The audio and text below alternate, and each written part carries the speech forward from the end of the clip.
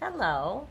If you're new to this channel or new to the subject matter of narcissistic personality disorder, learning about this topic, then you have indubitably asked yourself the question, the title of this video: how can they possibly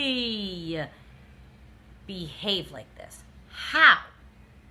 Because that's what led me to start my research in the beginning of this.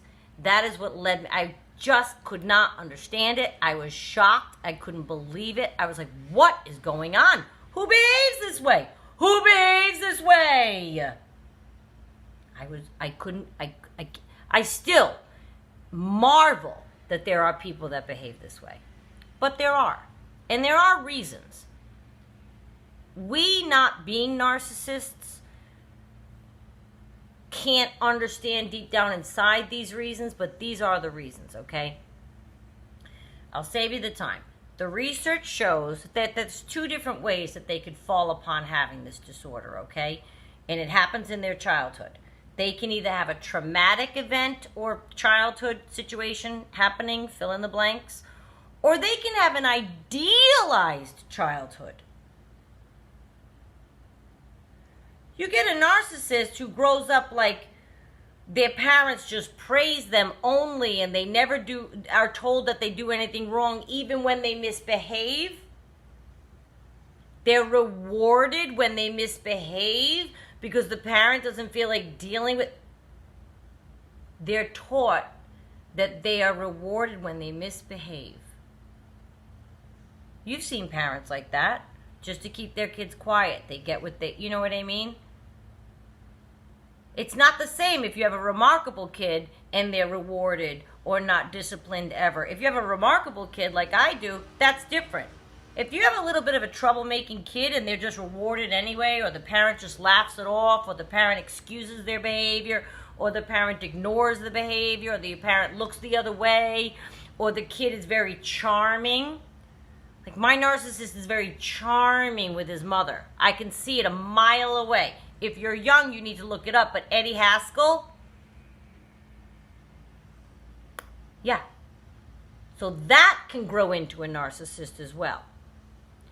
One of the things that happens to these people, they click over from either the traumatic childhood or the idealized childhood. They click over and they grow into these taller, bigger adult people who have zero empathy for other human beings. They think their behavior is fine and acceptable just the way it is. They think they're justified in behaving this way from whatever reason. They don't know they're disordered, and they don't know why they behave the way that they do either, by the way. They have they have no conscience, no guilt, none. They may feign guilt, as I've told you before. They may fake it.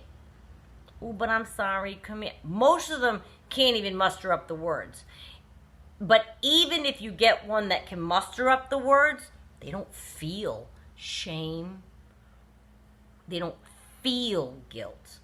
They don't feel apologetic. They may say it only as a tool. It's in their toolbox to manipulate you into thinking that they're sorry so that you come back and they can do it all over again. How can they possibly do it? It's how they go through life. I don't understand how anybody can meticulously plan and execute harm and hurt upon another person. It's beyond the scope of my understanding as well. But the most that we can understand is this nature that they have, this way that they go through life, it masks the deep-seated self-hatred that they carry. They can't let you see, or anybody see, a vulnerable side of them. My God, they would crumble. They can't let you see that. So they go through life this way, And maybe it's a protective mechanism that they've developed from age 4, from a traumatic thing that they went through. Maybe it's a defensive mechanism. Maybe it's all of those things you can think of. Maybe they don't, deep down inside, not really here, because they don't understand their own disorder. They don't even know they have it. But maybe somewhere in them, they cannot get close to another person. They don't feel like it. They don't want to. They don't feel they have to. They feel they can bounce through life any way that they want. They're entitled to bounce through life any way that they want, either because they were traumatized or they were idealized. I can behave any way I want. I don't have to be any old way. Something snaps in them. I truly, the way that I've read it, something changes and shifts them when they're young. Something happens in their childhood and it affects them adversely for the rest of their life. They get locked into this disorder and apparently they can't get out. Because they don't want to. It works for them. And they've been doing it for years and years and years. And you'll hear them say that. Oh, I've done this for all my life. They don't know why. They accept it about themselves as their own ill behavior. They talk themselves right into it as being normal. And if something happened with you, oh, it was my fault. The next person, if that breaks that relationship, it's her fault. The person before me, it's her fault. His 2 failed marriages, their fault. Nothing is their fault. They'll never take blame. Don't look for that. That's part of it.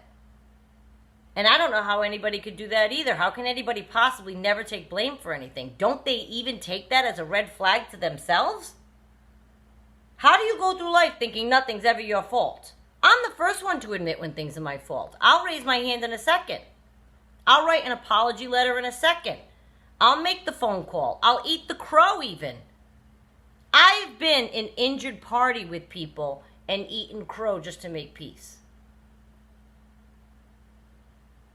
With a narcissist, they are way not going to do that because they are way more concerned with being right than making peace. They're not going to take blame. They're not going to take responsibility, and they're not going to feel guilty. They have zero conscience. They don't have empathy. And I mentioned this book before, but The Sociopath Next Door by Dr. Martha Stout, a Harvard PhD. She talks about conscience as being like the 7th sense. And, the 6th sense, we talk about a 6th sense. Conscience, without looking it up, I think, if I recall, she mentions conscience as like the 7th sense. I feel like the narcissist, just didn't get it. Whatever you believe, science, God, whoever makes beings, whatever you believe, let's picture a line. You're in a line, and you're picking up all the things in life that, before you get born, you're picking up all the things in life that you need. They skipped. They didn't get empathy. They ran to the bathroom when the empathy guy came out. They didn't get it. They came back from the bathroom, they're now over here in the empathy guy's bed. They didn't get it. They didn't get conscience. And I'm not saying like they are a sociopath. Like a sociopath, that's one of the tenets of a sociopath, that they have no conscience. They didn't get one. They didn't get that 7th sense or whatever, the conscience. If I'm remembering the book correctly, I think she calls it the 7th sense. They didn't get it. The narcissist didn't get empathy. They didn't get a conscience. They didn't get guilt. They have no ability to feel guilt.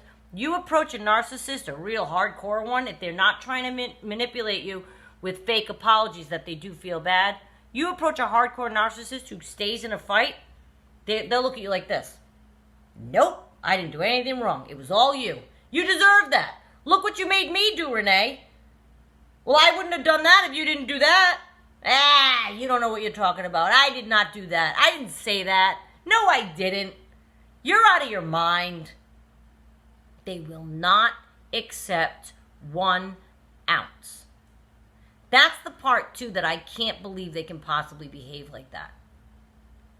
And how can they behave that way? And you might say, well, why?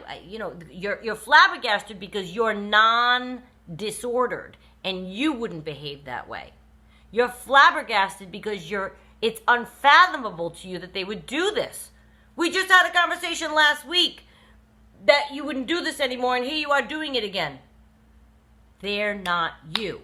They're not us. They don't think in the same functioning way that we do. They have a dysfunctional wire system up here. They're not wired correctly. They're missing parts. Can you imagine going through life with no empathy? You have zero ability to put yourself in another person's shoes and imagine what they're feeling. You can't do it. You don't have it. Now, I'm an empath, so I absolutely cannot imagine that. And an empath for me is I've been working on that. That's not the best way to be either, because you can get into a lot of trouble being that way.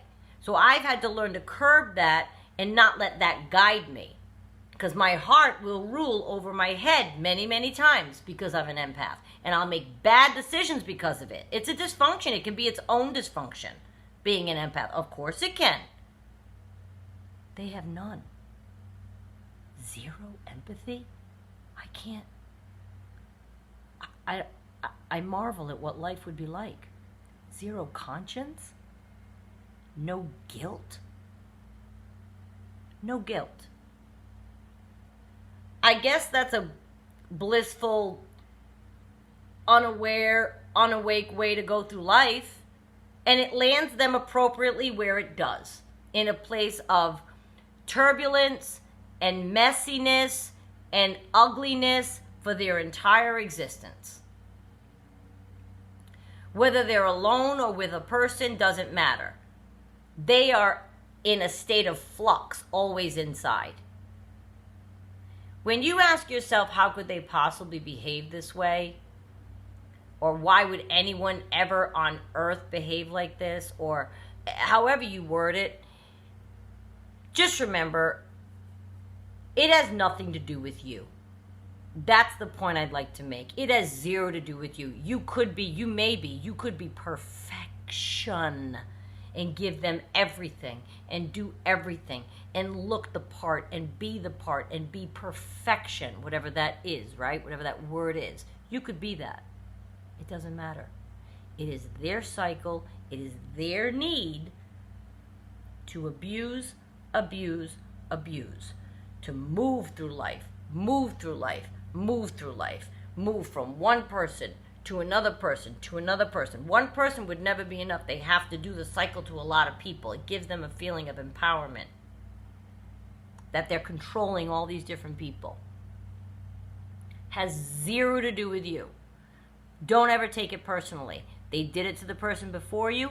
They're doing it to another person right now behind your back. They're doing it to the person after you.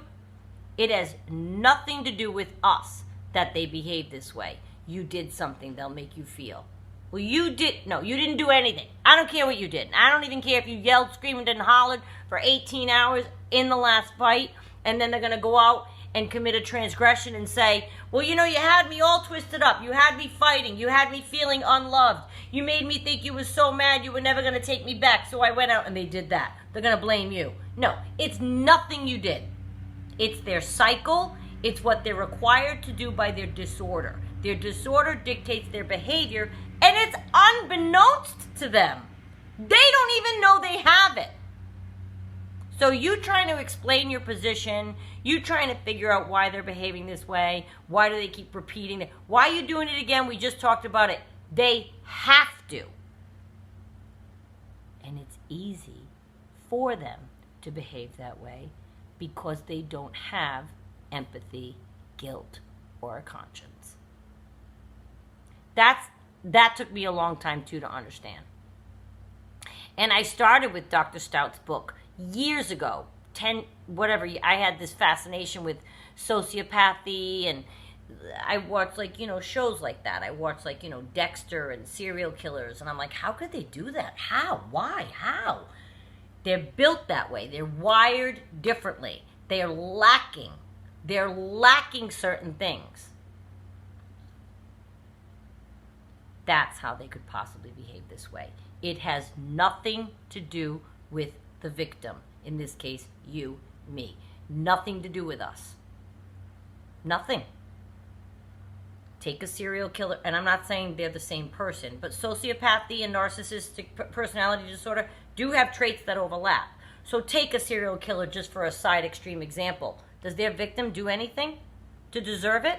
Did their victim do anything? Is it their fault? Zero fault on the part of the victim. God help anybody that's a victim of that kind of person. Zero fault. Same thing here. There's nothing you did. This is zero fault of yours. I don't care if you're a raving lunatic monster. So they should break up with you and get out. If you are, an unwarranted, say, lunatic, say, not even in a fight. I don't know, you're just not suited for them, whatever. So get out, break up with me. Don't triangulate me, gaslight me, continue to hurt me, continue to abuse me, continue to do hidden things behind my back and lie. Don't, just leave me then. They need the cycle. They want the cycle. They'll inflict it upon the next person, even if they did leave you. So please keep that in mind. How they can possibly behave this way, you can't wrap your brain around it because you don't behave that way, but they are not us. They're wired differently, and it is absolutely 1,000 billion gazillion % nothing to do with anything you did.